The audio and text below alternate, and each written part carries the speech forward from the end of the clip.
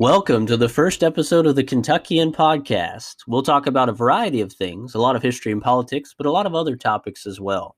We'll definitely talk about some current events, entertainment, and more. For this first episode, I mainly want to talk about history and why it is important today. It has many implications in both the political situation we find ourselves in today and in the potential solutions. So let's get started. Why would history be important? I can certainly understand why history might be boring to many people. It's just a bunch of facts about a bunch of dead people that has nothing to do with me. However, history does apply to you for a couple of very connected but distinct reasons. First is learning from the past. Perhaps one of the more important aspects of knowing history, as it pertains to today anyway, is learning from the past. At its core, history is the study of people.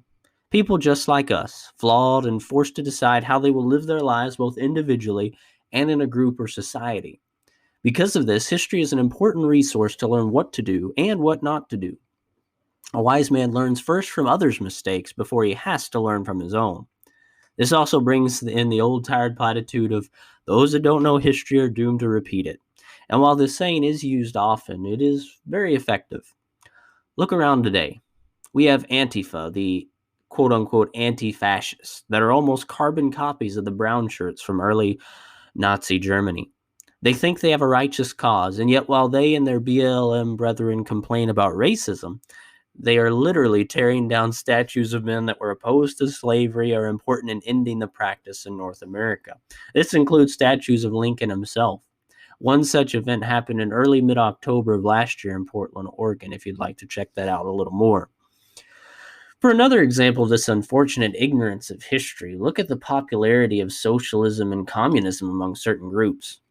While there's certainly an element of ignorance as to the true nature of the ideologies that is prevalent among these groups, certain not really understanding what exactly is entailed in communism and socialism, which I find quite surprising, but I've seen that several people really don't understand it, even though they actively propose or support it. Yet, despite all this support for socialism, for communism, a cursory knowledge of history would quickly sweep this outdated barbarism to the trash heap of worthless ideas. In fact, socialism has lived for much longer than since it was formalized by Karl Marx. Unfortunately, the idea has been around for ages, and it was outdated when Karl Marx decided to give it a go. At the beginning of this country, the beginning of Western civilization in North America, in Jamestown, socialism was attempted, and it just about caused Jamestown to collapse. It was called the common store system. It wasn't called socialism at the time, but when it's described, it's socialism. Called the common store system, and it was a total, complete failure. And very nearly caused the total collapse of the colony, as I mentioned earlier. All the issues with socialism and communism that people point out as being issues today, people not being motivated, all those different things, and we may talk about some more later, were huge issues with Jamestown, and they had to change that setup very quickly, or they were all going to starve to death. And it was very bad, and it happened and collapsed very quickly, and they had to change things very quickly to keep themselves literally from starving to death or dying of disease or Indian attacks or what have you. Although I don't think the Indians were that aggressive in that part of the country, if I remember correctly. For another example of this horrible ignorance of history and what effect it has today, look at the policies of modern Germany itself. They were so careful to teach their people to hate the swastika, and rightly so, but they failed to teach their people the real reasons the swastika became such a powerful symbol in the first place, and that's godless tyranny. Modern Germany is doing some of the same things Hitler did, often in the name of trying to crush Nazism. I'll probably expand on some of these things in later episodes, but a lot of it has to do with erasing their own history. One quick example, again, I don't want to go into too much detail, but this includes the destruction of vehicles used by the German army in World War II. Let me go into this for just a minute, for curiosity's sake anyway. Of course, as you can imagine, Germany produced a lot of military vehicles in World War II to supply the German army. Well, because of a lot of different factors, they didn't make as many of them. The Germans tend to have a lot of different models of different vehicles. and a lot of different factors. And of course, also the fact that they lost and a lot of their vehicles were destroyed in combat. Many German military vehicles, if they exist at all, are very rare and very valuable. Well, Germany tends to either destroy them, leave them to rust or rot, or even take them away from people and then leave them to rust or rot, because of the former past of Nazism, which, I mean, come on, people, it's a tank. It doesn't have a political persuasion. It's a chunk of metal with an engine and tracks and a gun. Okay? But that's the pains that they go to erase quote unquote Nazism, and yet they're using tyranny to do it. Some of the stuff they've done to people to do that is awful, and of course, just the fact of erasing history in the first place. Again, the old platitude: those that don't know history are doomed to repeat it. And like I said, probably go over that more in a separate episode, but a little bit of an example there. A knowledge of history helps provide us also with ideas, historical tendencies, and heroes. It makes us careful, because we study history, of not necessarily bad, but potentially misused ideas. So things like, maybe, just for example, certain Greek philosophies. They're not in and of themselves bad. There's certain valuable nuggets that can be gained from those philosophies, but they could easily be misused as well. Epicureanism, Stoicism, although Epicureanism could possibly be innately bad, but I think you get what my meaning. That's just one example. Read, Socrates and some of these other philosophers. That's just an easy example that comes to mind. There's other things like that where we can gain from them, but they're not necessarily the best idea to totally embrace. And knowing history helps us use them without falling prey to them as some new idea, right? Like socialism is not a new idea, but knowing history and keeping it in context help us be wary of those things, and also gaining from them at the same time, because we're being careful in how we deal with them and we know about them already. A knowledge of history also helps us be careful of the cultures of others and how that affects their decision making, and should affect ours too. This is a big thing with, I would say, international policy and the way people deal with people from other countries. So a big thing that people don't realize or don't think about is a lot of people, especially in Asia, but even in Europe or South America, have a very different perspective because of their culture about everything, a different worldview. Asia, I think, is the most extreme example, but there are other examples that perhaps not as huge of a difference. And yet we tend to ignore, perhaps even purposely ignore, those differences because we'll be called racist or whatever, because how could you ever stereotype somebody ever? And we'll talk about, actually, I'd like to do a podcast or an episode on stereotypes and whether they're always bad, and balancing them and things like that. But we have to use that to a certain degree because we don't realize, or we don't care to realize, that some people think differently than we do. We do in our everyday life. Think about how you interact with different people that you come across on a day-to-day basis. Your neighbors, your friends. You may say something or act differently around a certain neighbor because, well, that neighbor's a bit of a busybody, known to spread lies around, gossip a little bit, or you may say or do certain things around your parents that you wouldn't do around your friends, or vice versa. Not because you're trying to hide something from them, but they view things differently, and you're conscious of that, and you take that into account, and that affects how you deal and interact with those people. Well, that's the same thing as people that live in a different country, although perhaps the difference is greater. And yet we sometimes tend to completely forget about it or not care about that difference in how people think, even though we use it on an everyday basis. And again, obviously, I don't want to get too much into it. I'd like to do a separate episode on it, but you don't stereotype somebody and then never change that stereotype. You may stereotype somebody because of the culture they live in, and then because you have to have some sort of general operation plan, right? You have to have some general way you're going to interact with that person, and you want to try and be careful of how they view things and careful of their feelings. And then as you get to know that person on a more personal level, then you change even more, you adjust, and you change that stereotype, because that's what a stereotype's used for. It's not the end all be all, everybody in that group is like the stereotype. It helps us as we move forward and get to know someone and develop a rapport with somebody, develop a personal relationship with somebody. And that's the same thing. And that's why history is so important, because history is what makes people's cultures what they are. And studying history can help us realize that and know that better, and work better with people, anybody, our neighbors or somebody from Asia, right? From whatever country you pick, right? And of course, again, all those countries have their own subcultures, and we have to be conscious of that. Korea is very different from Japan, even though people may think that they're very similar. There are a lot of huge differences with them, and a lot of that goes back to their history. So moving on from that, knowing history also gives us people to look up to and people to learn from their mistakes or barbarism. So we get both sides of that coin, right? The people that do very well and the people that do very bad. And we'll go into that a little more in a few minutes. A good knowledge of history also helps ground us in the here and now. And that may seem weird at first. Like, how could knowing things that happened in the past ground us to the here and now? Although talking about knowing people's cultures may help you start to realize that.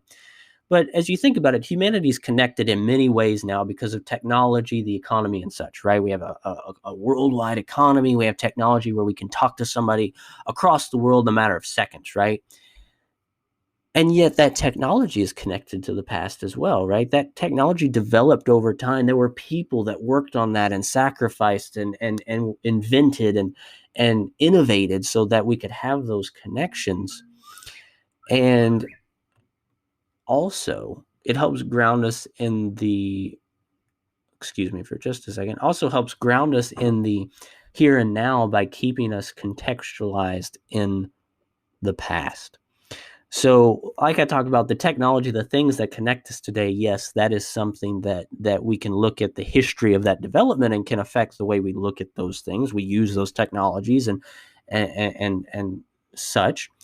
But also, we have to remember there's a lot of other factors that maybe we don't think about as much today, but still really affect cultures and how people interact. Things like feuds, alliances, or historical enemies, shared hardships and successes.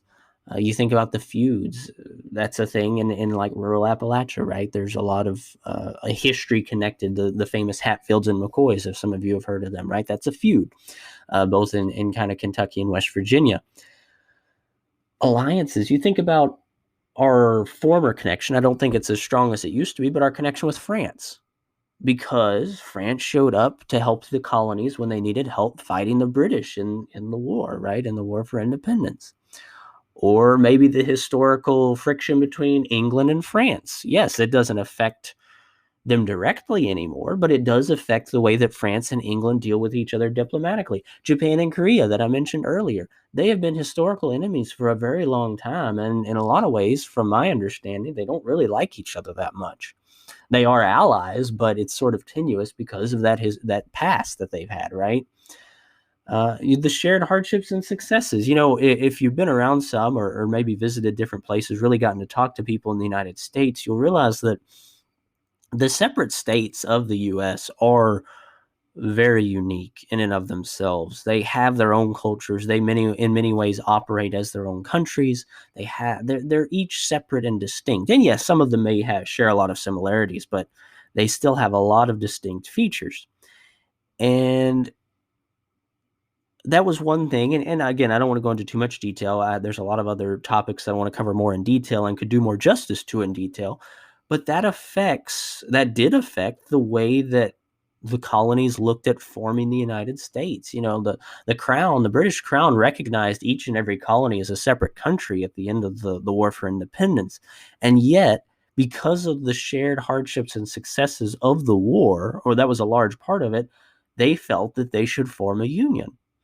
And of course, under the Articles of Confederation and then the Constitution later, right? But that had a huge factor on how the country works, how it works together, how it was organized.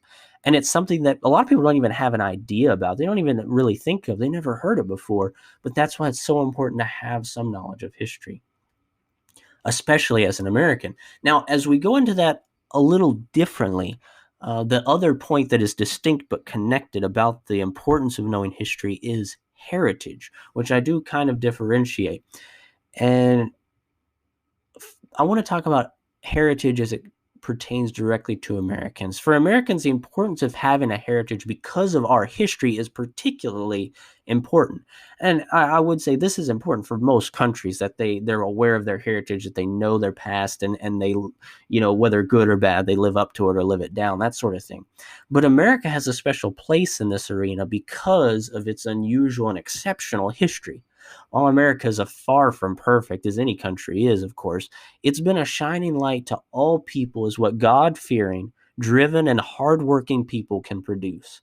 A people focused on freedom, not the freedom to do whatever you want, that's anarchy, but the freedom to live responsibly without government interference and to be an integral part of a government that does exist. The ability, the responsibility, and the privilege to take life by the horns and make your own decisions, to lead your family, to have a family, to decide where you live and how you make a living, to decide what opportunities your children can have in the future for their families and their ways of making livings and where they want to live. That is in many ways very unique. The idea of how ingrained it is in our government and the way that we function in preserving those God-given rights for all men, as long as they live responsibly, right? Freedom, but freedom with proper behavior. And that's actually another podcast episode. I'd like to talk about the idea of freedom and what it really means for a republic or for a free people. But we have such a strong heritage, and we're an example to others too. We have that proud, storied heritage, and it should be preserved, not just for us and our descendants, but for all people that cling to the dream of being free. That shining light is much more than just a hope for people. People want to be able to be free or to provide it for their children. And if we don't preserve that heritage, if we don't make sure that people can look to us as what they can be, there's nobody else left. It's really unfortunate, but America is so unique, and perhaps more unique now than ever because of how few countries have lived up to that. And if people are to be free, we have a responsibility to be the heralds of that, to be the heralds of those principles that our forefathers fought and died for, so that we have it, that our children have it, and that others can have it too. The other aspect of heritage, and you could probably put this in the other point, but I decided to put it under heritage, is the idea of heroes. Heritage is sort of, I guess, if you think of it, history, but a working knowledge of history, and it actually is kind of ingrained into your character. And this is another area that history plays an important, a vital role, because history generates heroes. As children develop, and even adults, they use role models.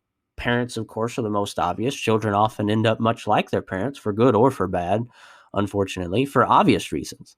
But they also look to grandparents, older siblings, friends, teachers, and so on.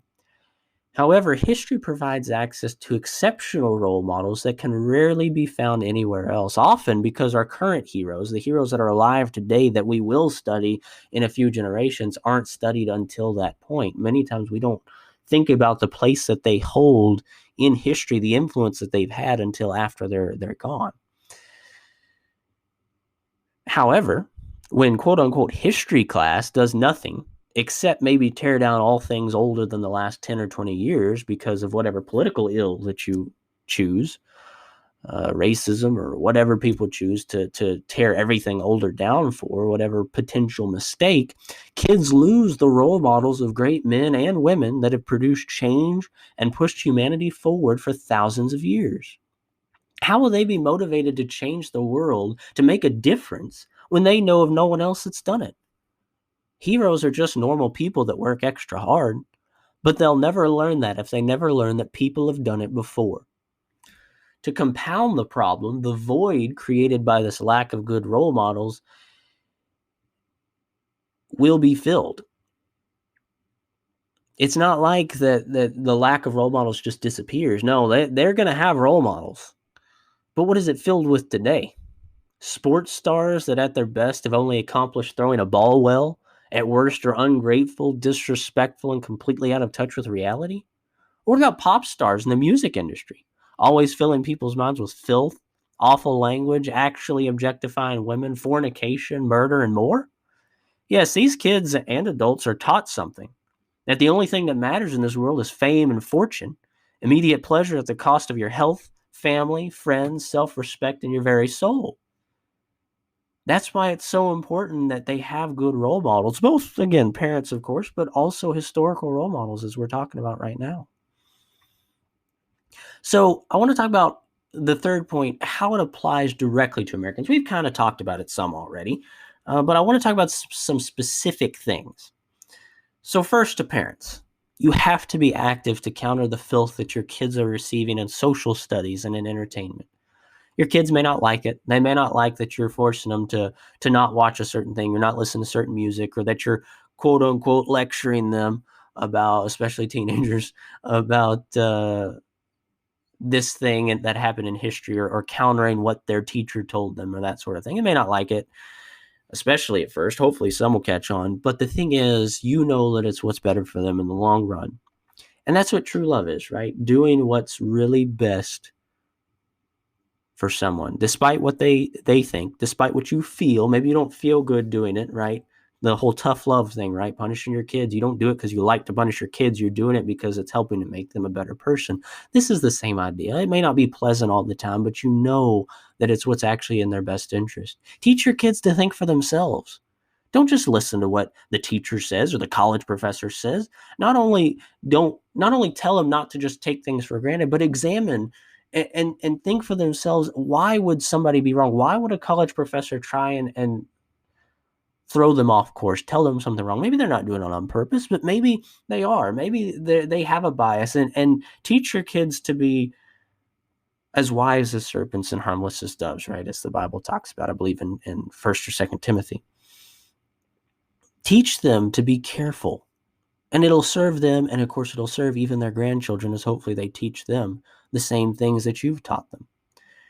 Help your friends and your neighbors and your relatives to do the same, to think for themselves, to be careful, to not take things for granted, to not take the easy path, because the easy path often leads to destruction in one way or another.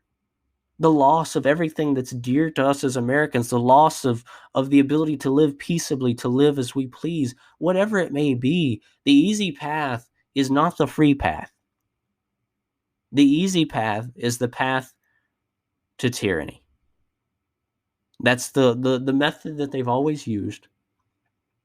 Give them bread and circuses, as they did in Rome. Just keep the people pleased, keep them happy, and then the government will do whatever they want. Then somebody else, don't take the government out of it, somebody else. There is somebody making that decision. Some person is making the decision that you have the responsibility to make on your own, that you should be making on your own. Somebody's deciding where you sleep. Somebody's deciding what you eat. Somebody's deciding where you live, who you marry, and what you work at. If you take the easy path, if you don't stand up now, if you don't make a difference, if you aren't active, it's not always easy. Nobody said it's easy, but it's better. And I hope that you take that and keep that in mind. Foster genuine interest in important topics like history and those around you. If your kid starts asking questions about history or seems to be curious about it, prop that up, encourage that. If they're trying to be like, hey, I want to be involved in the political system, I want to be careful, I want to pay attention to what's going on because I think it matters, foster that. Don't make fun of them, don't ridicule it, help them. And then, and this would go right along with it, study yourself. Not everyone's going to be going to fall in love with history. I love history. I have for as long as I can remember. I've loved studying it. But the thing is, not everybody's going to love it. I know that. It's no big deal. But everybody has a responsibility to know it, at least a little bit, at least some, at least in enough to make informed decisions. And I think many more people would enjoy it more, but I believe that it's taught a certain way, either on purpose to keep people from being interested in it, or it is just in effect that's what it's doing. I think history, when it's taught correctly, is very interesting for a lot of people. Not everybody, I get that. But, study yourself. Learn how to study history. History books, and I've seen this myself, have been written for years by people with wrong agendas, with strong agendas. I found many history books to be out and out wrong in many areas simply because either they on purpose or without knowing because it's the norm, they leave information out. They only look at certain sides. They ignore the data that in many ways is right in front of them. Go to the people that actually saw it happen. Go to the source documents and make your own decisions based on the facts. Finally, the history of what happened in important parts of American history, such as the War for Independence, ratification of the Articles of Confederation and the Constitution, and the war between the states, have direct and profound impact on the governmental decisions and culture of today. We'll be covering these things in more detail later. I want to set that up a little bit, though. I'm running low on time. But in conclusion, we're finishing up here. History is vital to a stable society because it grounds us in the here and now. Because we have contextualized our existence in this world. It gives us all the quote-unquote same set of facts to base decisions off of, more or less, and gives us a valuable education in how to or how not to behave, and role models and examples of these important principles. It is also very important to take history back from the people that are manipulating it for their own agenda, and take back the culture from the people that, for whatever reason may be, have stock in you and the people around you being nothing more than self-centered, self-serving animals, making the easy decision, the people that'll buy what they're selling, whether that's to make money, whether that's to get power, whether that's to get influence, to take your power or your influence, whatever it may be. People have a stock in you making the easy decision, and you being lazy, and you only worrying about yourself. You have to be on guard, and history is key. Even a rudimentary knowledge of history is key in being able to be conscious of that and to fight back against it. I hope that this has given you some things to think about, and I hope that you'll tune into our future episodes. I'm very excited to get started. I think this could be very productive, and I hope that you've enjoyed it. Hopefully, found it entertaining to some degree, and that you've learned something. And remember, as long as you and I are doing the right thing, we'll make a real difference in this world.